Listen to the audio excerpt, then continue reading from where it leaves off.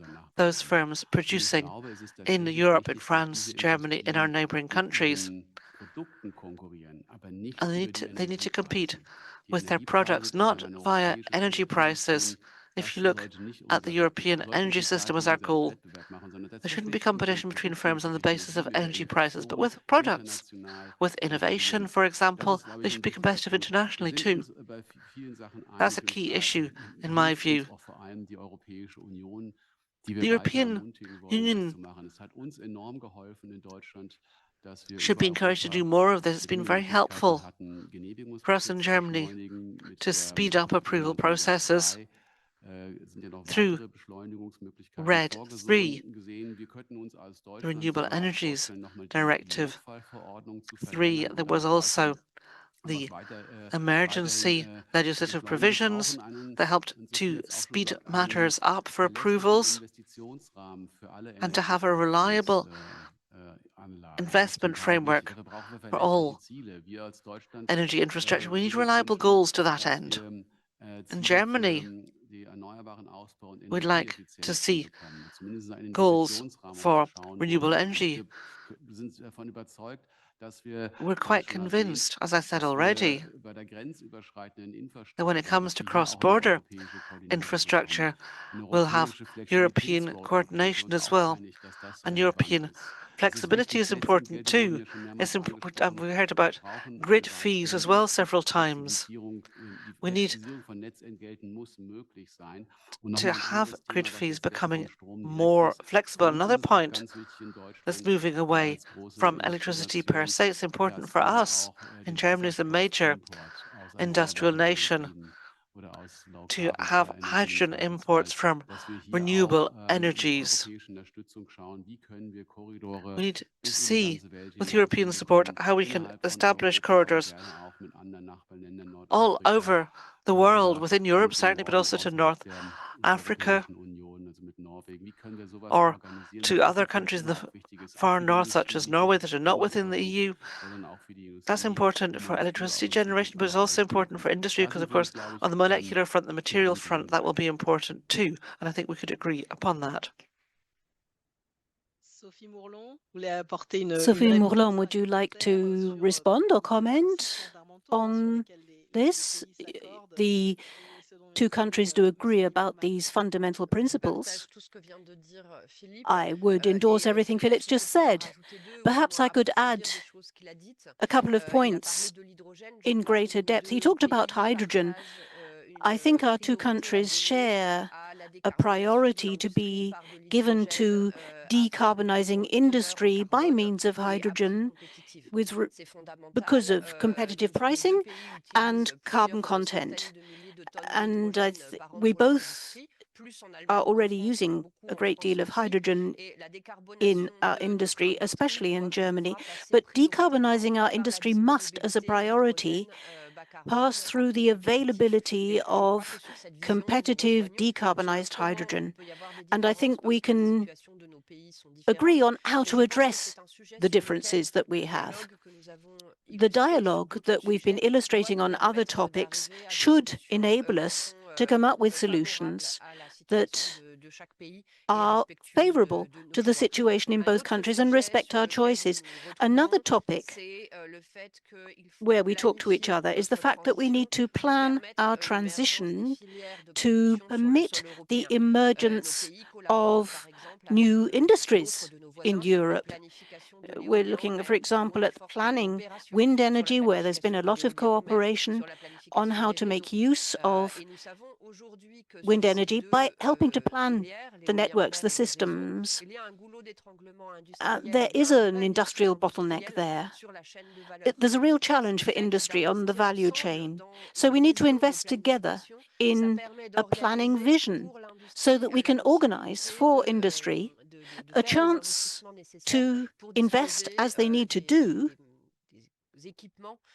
to make the plant equipment available that they need to meet their challenges. That's something where we agree, and it benefits both countries and indeed all member states. Thank you to both of you then, because that illustrates extremely well how Franco-German dialogue on energy works. But questions that are coming in now from the audience I'm going to put to you because they concern both of you. We've heard here, we're hearing a lot about production peaks, but also negative peaks, which were happening, or negative prices that are happening more and more frequently in the market. There are a number of photovoltaic installations that benefit from a fixed purchasing price, and that has an impact on these negative prices. Is it possible to provide an incentive to these small assets to encourage them to be more flexible? Who would like to begin on that one? Madame Moulin, Mr. Nimmermann? Yes, I'm happy to start, and I'm sure Philip can come in on that too. The fact that we have negative prices, which was expected, we have to say, it's not that it's abnormal in spot markets. We often talk about negative prices in spot markets. But this is not where most of the supply comes from. For those who, most consumers acquire their supply from the domestic market. But we need to think about the spot markets, and there are often imbalances for short terms. So the question is, how can we adapt this abundant production?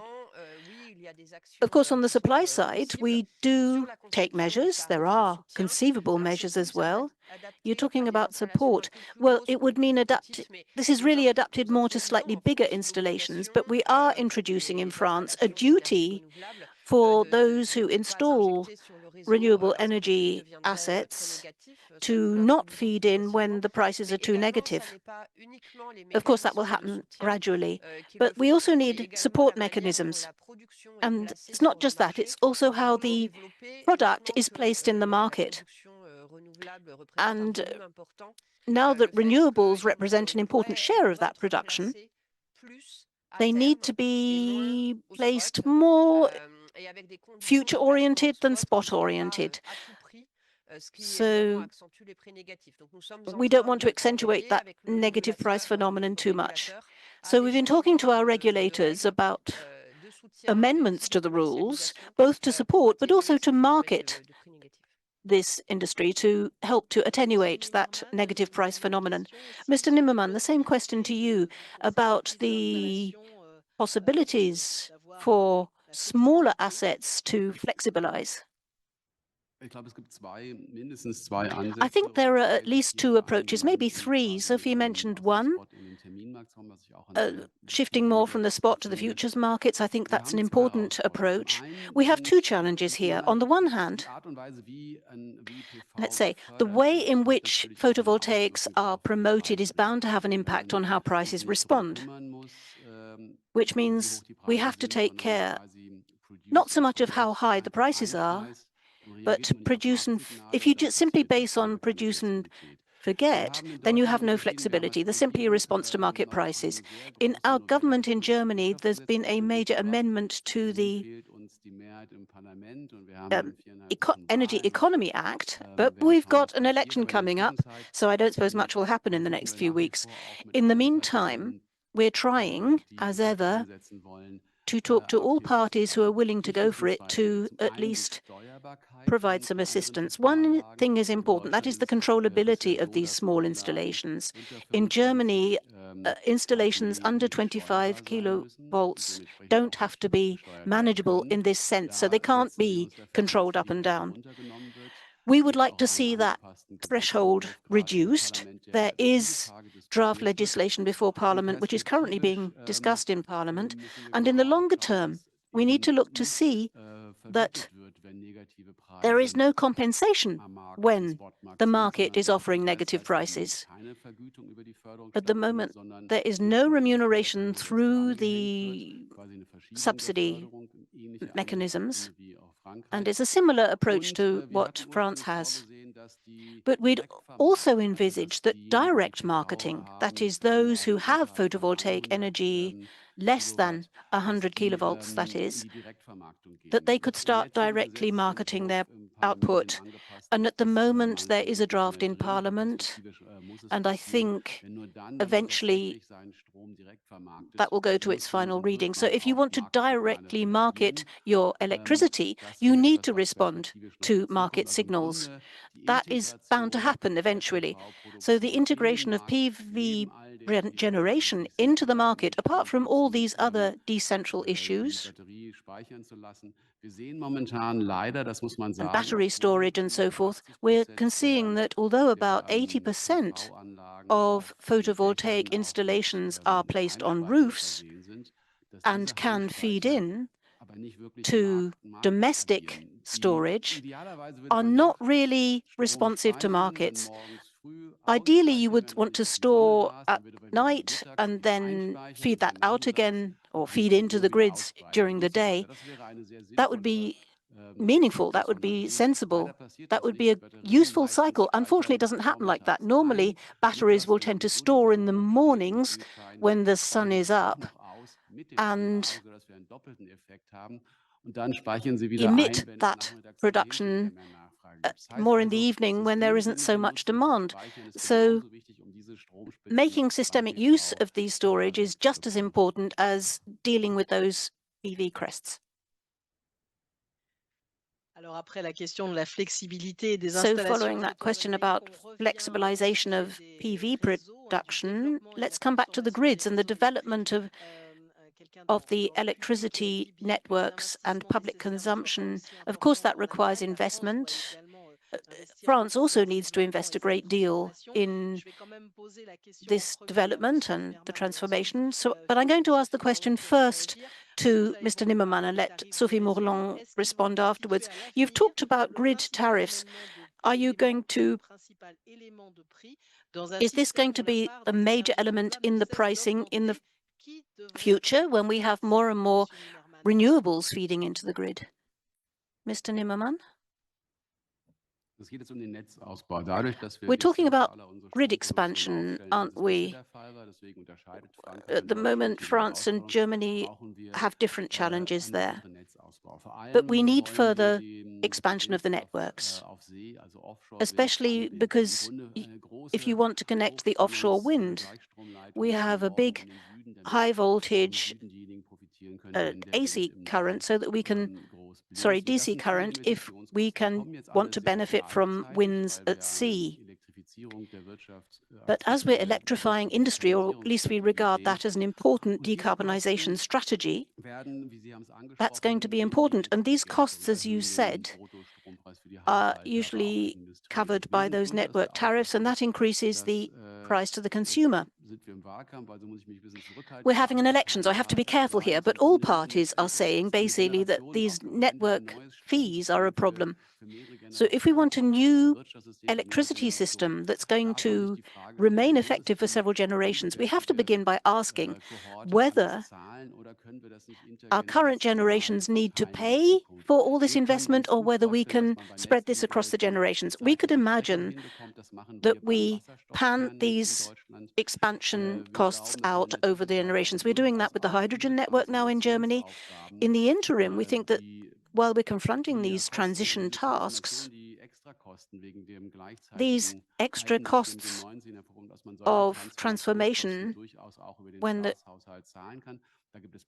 which is being very much subsidized, quite rightly, by the public purse, these are things we need to discuss with the Commission.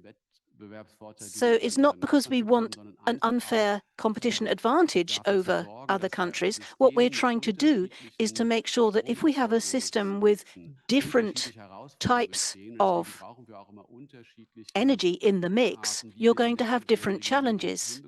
So we have to look at different ways of addressing that net tariffication. And increasingly, those net tariffs are going to play a role in all countries. And we need to think at the European Commission about whether we can't harmonize the incentive regulations for networks. I don't mean that everything should be the same. That's important for the financial markets because at the moment we're trying to scrub together all the money we can for the energy transition, but we've got 25 different regulation systems in Europe, and that makes it very difficult for potential investors to decide how attractive a market is. If we could harmonize at least or standardize the incentive regulation for the expansion of the networks, that would at least help. It would really help too to have proper capital union. It would help us to access that private money. Madame Sophie Mourlon, vous Madame partagez Sophie Mourlon, do la you vue qu'il y share ait une standardisation, parce qu'on est en Philip's train de parler aussi du coup interest des in réseaux et des standardizing investissements qui vont these être regulations? nécessaires. Because you're going to need Alors, those pour nous, le investments. défi du réseau est un défi For us, également, et je l'ai we dit also tout à face this l'heure, challenge of il y a un developing the défi industriel networks, derrière, en plus and du there's an défi du industrial financier, challenge there as puisqu'on well. voit que Of course, la we need capacité more financing industrielle à because we can produire see des that éléments the de réseau industrial est capacity aujourd'hui for goulot d'étranglement, et a aussi un effet expanding the sur les networks prix is des also facing investissements. a Ils ont bottleneck. beaucoup So there's the augmenté price of depuis investment. The le début de la price décennie has à increased cause de considerably l'inflation since the beginning générale of the sur le decade prix des because of matières general premières, mais inflation aussi on parce que primary c'est materials, une denrée rare but et que also dans le jeu de la concurrence, les prix because there's sont augmentés. competition Donc ça nous and semble prices have increased. important d'harmoniser la So planification it would be important to harmonize des the réseaux entre les planning pays pour of donner de la networks visibilité between et pouvoir countries to give planifier le développement transparency or industriel qui va visibility avec. and to En help ce qui the concerne la gestion des plan the conflits, industrial nous side. But in regardons terms of avec cost attention les management, propositions qui we will pourront look very être faites. Nous carefully at serons any bien sûr proposals that are vigilants made. à ce que And of les course, nouvelles we're autorisations looking respectent les carefully to make règles, deux sure choses, that si any elles devaient rules se respect faire. two things. D'abord, elle ne doit pas First induire of de all, complexité they should supplémentaire. not introduce additional Ce complexity. qu'on voit, c'est que parfois, What we sur can see d'autres is that sujets, on parle sometimes d'harmonisation et de on other topics we simplification, et talk en about réalité, harmonization and ça ne simplifie rien simplification, du tout, but et nothing is l'harmonisation simplified pour at all. l'harmonisation qui And crée des usines à you can have gaz, harmonization that ça ne sets nous up aide pas. Usine à gaz au sens gas figuré, en l'occurrence, factories that wouldn't help us. en français. Donc des systèmes trop complexes So qui ne we nous don't aident want pas. too much Et complexity. l'autre point important pour nous, And ça another sera important point de for us respecter would le be to principe que respect the j'évoquais tout à principle l'heure, that qui est I dans le was just traité, talking c'est que about les in the États sont libres treaties, de which faire is leur that choix en matière member de mix states are free to énergétique. make their Nous devons le faire de choices manière for their harmonisée en energy termes de mix. planification, We et can nous do devons that in terms également of mentionner harmonizing our l'ensemble des planning, enjeux.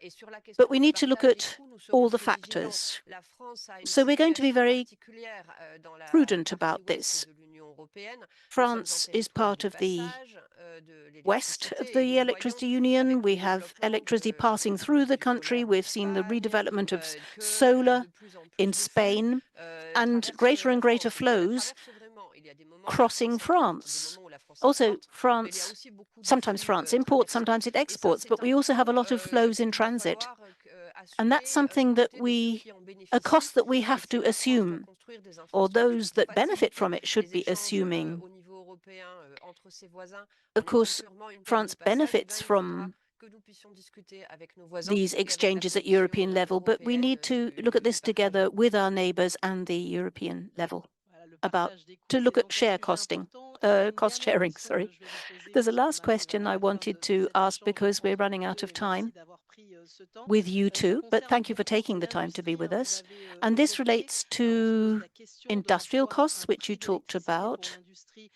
Why impacte-t-elle la would flexibilité du the système électrique? electricity price Quelqu'un se for demande s'il est industry bien have such an raisonnable de impact on subventionner à the l'avenir la electricity consommation system? constante d'électricité par une And baisse des tarifs des réseaux et donc aussi le rôle que pourrait can jouer one finalement reward constant use of l'industrie dans electricity ses by besoins reducing qu'on peut tariffs? avoir Industry en has termes its needs, of d'énergie course, renouvelable. Monsieur Nimmermann, une réponse? increasingly catered to by renewable energy. Mr. Zimmermann, can you Ich respond glaube, to hier gibt es that? zwei Elemente. Ist I einmal die think there are two sides to Erzeugungskosten this. One is the für generation Energie. costs Da sind wir uns alle for einig, energy, where we would all dass agree dies so niedrig that wie möglich sein these sollte have für to be alle. as low Das as ist immer possible for hilfreich. Ob everyone. das jetzt That's always energieintensiv helpful, ist, die brauchen es mehr. Aber whether auch the die industry is energy Angst der intensive or not. Dekarboniserung, But das we ist need viel this in der if Bevölkerung we wichtig, want dass wir decarbonization to be bezahlbare Strom accepted. It's also haben. important for the Relevant population in in dem Sinne general in that Deutschland und the auch prices das remain wird in Frankreich affordable. ähnlich sein, aber bei uns auf In jeden Fall Germany, ist, die certainly, but I'm sure letzten it's the same in Jahrzehnte France. Ausnahmen für We've been looking at stromintensive network Unternehmen, die tarification. We bisher do have im exceptions Grunde for industries dauerhaft or Strom companies that have abgezahlt haben. high Das energy intensity. Wandlastprivileg nennt sich And they das, have a also die natürlich privilege viel Strom because they abnehmen. Das ist regularly nicht mehr die take a Aufgabe continuing quantity der of Politik, sondern electricity. das ist auf den Regulator But that's not up to übertragen worden. Da gab politicians, es ein that's up to the Gerichtsurteil des regulator. Europäischen Gerichtshofs und ich There habe was gesehen, dass a der Klaus ruling Müller heute Nachmittag at auch European level, and die I saw Rede halten that wird und der Klaus wird Müller's sicherlich etwas agency sagen will be here this zu der afternoon. I'm sure that Klaus Frage, Müller would wie have die something to say Netzentgelte about für this die question, Energie in about den how Industrien industry should take on its burden of the use of grids, but it's also political, and you insinuated that. If we're talking about flexibility, I think it helps us all to be more flexible because that encourages flexible behavior. Even if the current incentivization for network tariffs has been different, we shouldn't forget that generation processes need to be adapted too. Network agency began a consultation process and asked the stakeholders how long they would need in order to adapt. But the more we have the storage technologies and the other technologies we need to flexibilize production, whether it's in gas or glass or aluminium, some find it very difficult to adapt their temperatures. All of this has to happen in parallel. And the stakeholders need plenty of time to adjust. We need these industries. We need the jobs. We want to keep those jobs in Germany. So we need to be careful how we deal with this. But in the long term, we need to show a pathway so that people who want to go down that path are not at a disadvantage. And there's a very important issue here, which whoever has responsibility for this in the future will have to carry on looking at.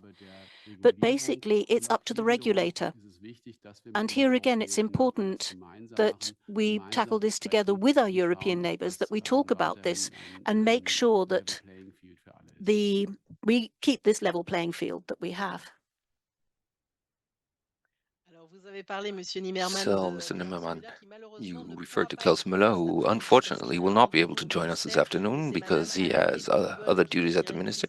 But Ms. Rubel will be actually joining us, who is also the head of the department at the Federal Network Agency and is in charge of the European dimension. Well, you talked about the industry and the role of industry, and in France, reindustrialization is very much top of the agenda, and that is also why we need to look at decarbonization there too, right? Yes, we've touched upon this repeatedly. We want to maintain our industrial basis and increase it. Obviously, this is also an economic aspect, but it has relevance for the climate as well. And we need to give our industries a perspective of access to competitive pricing. And obviously, we have, in addition to that, the network fees or charges. And obviously, a lot has been said about this, but we need to progress also or achieve progress in these terms. And also in terms of developing flexible networks that can be network and industries can then also yes, benefit from that flexibility, and we need to look at this. And it's a very important topic. And as I said to the committee, to the Commission, without reluctance and in an open-minded way and well-founded way, we look at the competitive aspects that are important for our industry. That's very, very important. And when it comes to the network, the importance of